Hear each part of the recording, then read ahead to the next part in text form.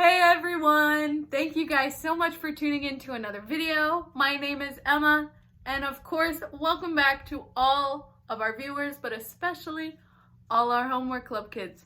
Hey, thanks for watching. Today we have a fun experiment in store, so stick around. But before we get to that, of course, we're going to do our positive action or our positive tip of the day. So today we're talking about honesty again, but this time we're talking about peer pressure. So we've all heard of it. Maybe we've all even experienced it in some ways. But peer pressure is when your friends or just your peers, people around you, are trying to pressure you into doing something.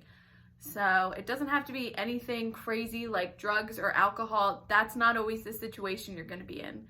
Sometimes it can be situations like a bunch of people are sitting around making fun of this one girl. What are you going to do? Are you going to join in, or are you going to stand up? Are you going to say something?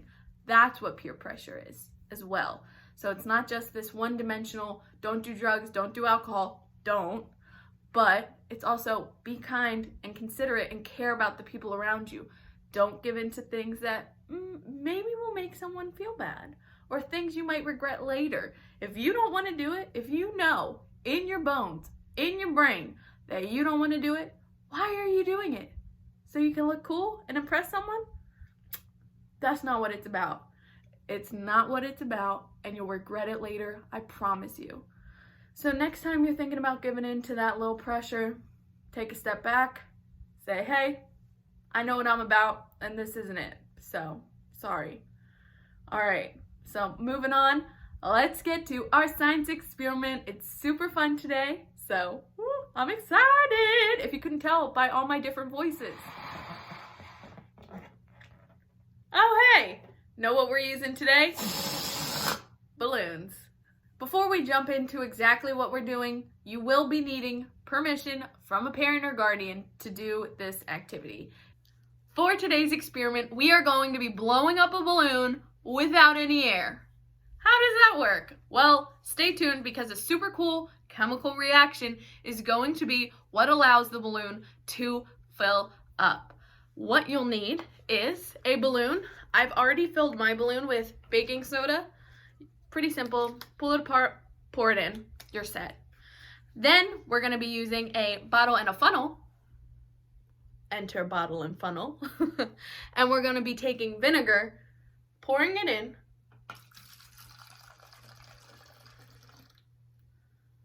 And once that's done, I'm going to take the bottle off screen. I'm going to put the top of the balloon over the mouth of the bottle. Let's see what happens. And then you're going to do it. Here we are. Woo! Make sure you hold on to the bottom just in case. So as you can see, there's a reaction. I don't know if you guys can hear.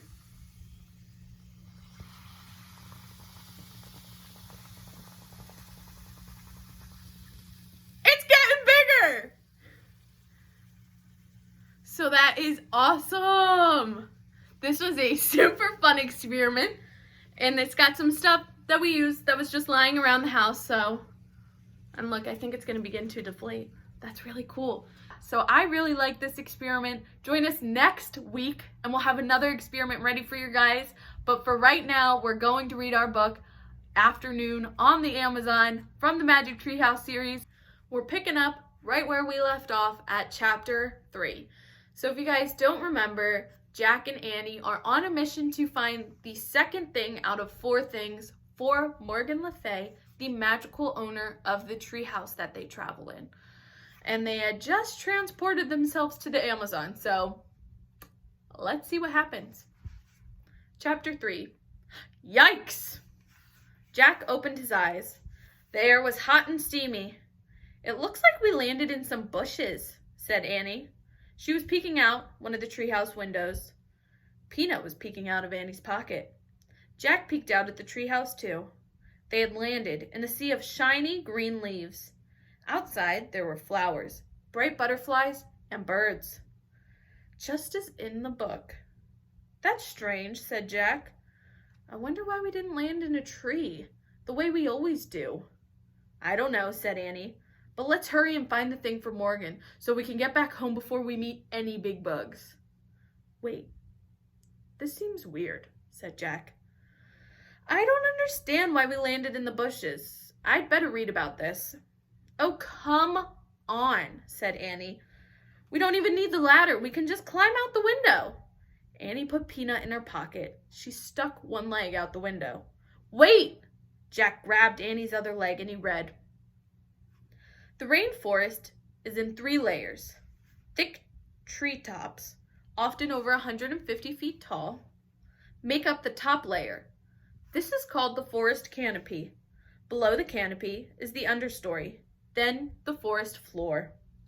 Get back in here, cried Jack. We're probably more than 150 feet above the ground in the forest canopy. So, I'm still holding true on my promise. Check out these pictures. Promise I'll show you when they come through. Yikes, said Annie. She slipped back into the treehouse. We have to use the ladder, said Jack. He got on his hands and knees. He moved the leaves away from the hole in the floor. He looked down. The ladder seemed to fall between the branches of a giant tree, but Jack couldn't see beyond that. I can't tell what's down there, he said. Be careful. Jack put the rainforest book in his backpack, then stepped out on the rope ladder. He started down. Annie followed with Peanut in her pocket. Jack pushed through the leaves. He came to the understory below the canopy. He looked down at the forest floor. It was very far away. Oh man, whispered Zach. This world was completely different from the one above the treetops. Now that they were out of the sun, it was cooler. It was also damp and very quiet. Jack shivered. It was the spookiest place he had ever seen. Chapter 4. Millions of them. Jack didn't move. He kept staring down at the forest floor. What's wrong? Annie called from above. Jack didn't answer. You don't see any giant spiders, do you? Said Annie. Well, no. Jack took a deep breath. We have to keep going, he thought. We have to find the special thing for Morgan. No spiders, nothing scary, Jack called. And then he started down the ladder again. Jack and Annie climbed down through the understory. Finally, they stepped onto the forest floor. Only a few rays of sunlight slanted through the gloom. The trees were very, very tall and very wide. Vines and moss were hanging everywhere. The ground was covered with dead leaves. Before we do anything, I'd better check the book, said Jack. He pulled out the rainforest book. He found a picture of the dark world under the treetops, and he read, In the rainforest, many living creatures blend in with their surroundings. This is called camouflage. Oh man, said Jack. He closed the book and looked around. There's a ton of creatures down here. We just can't see them. Really? Whispered Annie. She and Jack peered around the quiet forest. Jack felt unseen eyes watching them. Let's hurry and find the special thing, whispered Annie. How will we know when we find it? Jack said. I think we'll just know, said Annie. She headed off through the gloom. Jack followed. They crept between the huge trees and past hanging vines. Annie stopped. Wait, what's this? What's what? Listen, that weird sound. Jack listened. He heard a crackling sound. It sounded like a person walking over leaves. Jack looked around. He didn't see anyone, but the sound got louder. Was it an animal? A giant bug? One that has never been named? Just then, the silent forest came alive. Birds took off into the air, frogs hopped over leaves, lizards ran up the tree trunks. The weird noises grew louder and louder. Maybe the book explains it, said Jack. He opened the book and found a picture of the different animals running together. He read, When animals hear something crackling, they flee in panic. The sound means that 30 million flesh-eating army ants are marching through the dead leaves.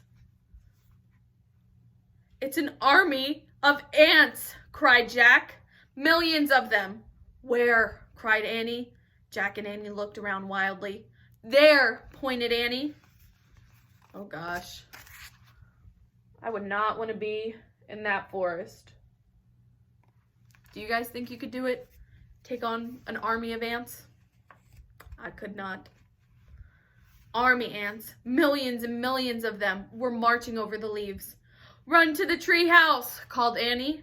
Where is it? Said Zach, whirling around. All the trees looked the same. Where was the rope ladder? Just run, cried Annie. Jack and Annie took off. They ran over dead leaves. They ran between wide tree trunks. They ran past the hanging vines and the mosses.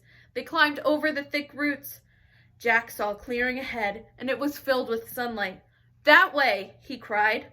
Jack and Annie hurried towards the light. They pushed their way through the bushes. They burst into the bank of a river. They stared at a slow-moving brown water.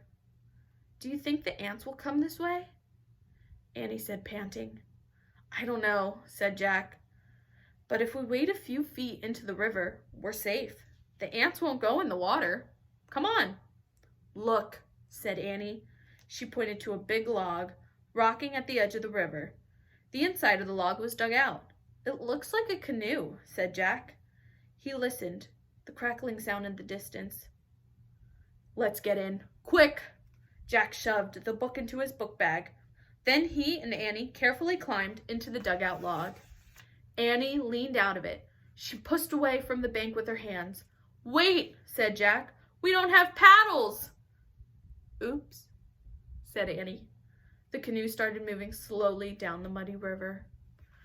All right, so that is the end of chapter 4. I'll save chapter 5 for tomorrow. See you guys. Thanks for reading with me.